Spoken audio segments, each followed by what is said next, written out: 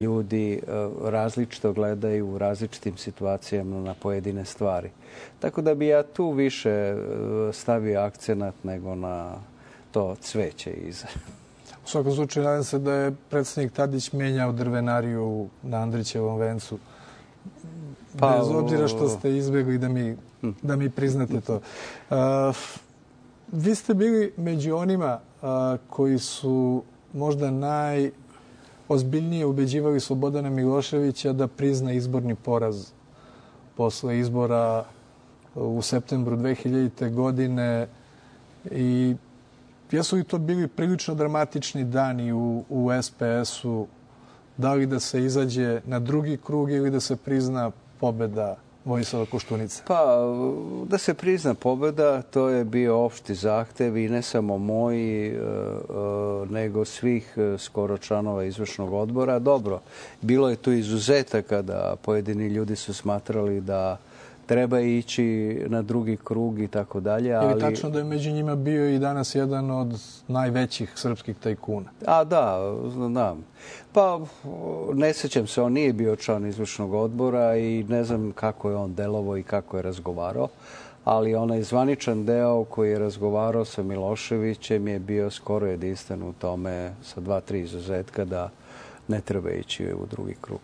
Čelnici DOS-a su uglavnom bili zadovoljni kasnije vašom kooperativnošću posle 5. oktobra. Kako je to izgledalo suočavanje sa DOS-om te noći 5. oktobra? Šta su oni od vas tražili? Ko vam se obratio? Pa, 2 puta su se obratili, bile su 2 delegacije, tražili su pomoć i podršku da ne dođe do najgoreg i ja sam u tom smislu im dao podršku i obećanje ću učiniti sve da do najgoreg ne dođe, što se zapravo i ostvarilo. Tako da je to bila dramatična epizoda, ali se dobro završila. Osnovni koncept saradnje je bio vrlo jasan. Oni su uvek polazili od toga da sam ja dugo u politici, da sam dosta toga prošao, da dosta područja znam i često sam bio u prilici da im dam po koji savjet i da im odgovorim na pojedina pitanja kako šta rešiti i tako dalje. Tako da mislim da je to bilo suština tog odnosa, više savjetodavna i više su želeli da, što je potpuno ispravno i mislim poželjno, da ne počinje svet od neke nove vlasti, nego neki državni kontinuitet mora da postoji. A u te večeri 5. oktobra, tog dramatičnog dana, vas je kontaktirao gospodin Labus. Jeste. I imao neke posebne zahteve u ime DOS-a? Pa nije imao posebne zahteve, jednostavno da se pomogne da ne dođe do najgoreg, jer njihova procena je bila da ne kontrolišu oni situaciju i da nisu u mogućnosti da je kontrolišu, a da, s druge strane, je moguća represalije da se dese u odnosu na njih, odnosno ne na njih pojedinačno, nego na ceo narod koji je izašao na ulice. I u tom smislu su molili podršku i pomoć i ja sam im to obećao. U jednom trenutku posle 5. oktobra izgledalo je, gospodine Milutinoviću, da ćete vi možda preuzeti kormilo SPS-a, pogotovo posle one čuvene izjave Slobodana Miloševića da želi da se povlači i da želi da se malo odmori od politike. Zašto se to nije dogodilo? Pa zato što ja nisam imao takvu želju, nikad nisam imao ambiciju da budem partijski lider. To je dosta zahtevan i odgovoran posao i pre svega zahteva veliko poznavanje članstva i ljudi i tako dalje. Ja sam, moram da vam kažem, ipak bio 6 godina u najdramatičnijem periodu u Jugoslaviji odsutan. Od 89. do 95. ja nisam bio u zemlji, ja sam bio u Grčkoj. Što je posebna priča. Dobro, ja jesam pomagao iz Grčke na raznorazne načine za vreme embarga, ali je to tako daleko od unutrašnje politike, od događanja u unutrašnjoj politici da bi ja mogao da meritorno sudim i procenjujem u tako odgovornom poslu, upravo zato što sam vam rekao da šef partije je onda uslovno rečeno glavna vlast. po postojećem sistemu.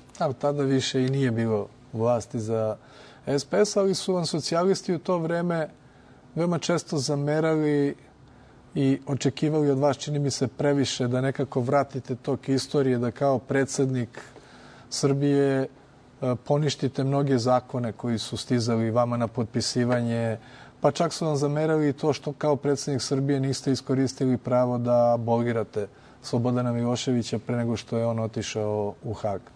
Pa da, ali to je sve odraz nepoznavanja Ustava, jer ja sam mogu da odbijem jedanput da potpišem zakon, ali posle 7 dana bi morao da ga potpišem, prema tome, i to 7 kalendarskih dana. Prema tome, to su stvari koje su proizilazile iz nepoznavanja, iz jedne želje da se preko jedne ličnosti promeni tok stvari. To je nemoguće i mislim da svako ko se seća onog vremena i onog naboja u javnosti i političkoj i nepolitičkoj, da takve stvari ne samo da bi bile protivustavne, nego bi bile politički nemoguće i jednostavno neizvodljive. Tada je bilo i dosta zahteva da vas isključe iz SPS-a. Čini mi se da se to nije dogodilo. Kakav je vas sada status u toj partiji? Pa moj status je normalan.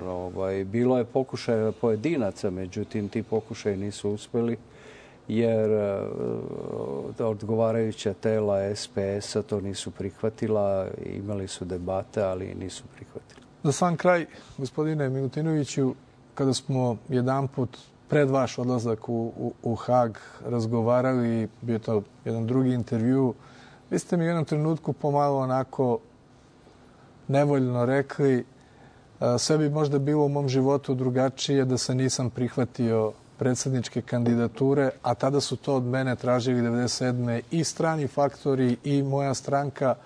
Sada bih ja možda bio mirno u penziji, a neko drugi bi išao u Hag. Da li se sad, posle svih ovih godina, kajete što ste onda ušli u tu predsjedničku trku? Naravno, pitam vas šta bi bilo kad bi bilo, ali... Pa ja bi ostao na tome šta bi bilo kad bi bilo, jer znate, kajanja nikad dosta, pogotovo u politici. Prema tome, naravno, pritisak je bio suviše snažan i suviše veliki i suviše u zgusnutom vremenskom periodu, da pošteno se nije moglo ni razmišljati. Ja sam znao koje to posljedice može da ima i konsekvence u jednom suženom smislu, ali ne u jednom širem, ne moram da priznam. Tako da podlegao sam tom pritisku, ali nije bilo velikog izbora na takav pritisak, nije se moglo odgovoriti drugačije. Imate li još bilo kakvih političkih ambicija? Ne, nemam nikakvih posebnih političkih ambicija. Ja sam, što se kaže, svoje političke ambicije dostigao vrh, prema tome šta bi trebalo više od toga da bude. Gospodine Milutinoviću, hvala što ste bili gost Radio Televizije Srbije. Hvala i vama, poštovani gledalci, na pažnji. Ostanite uz RTS.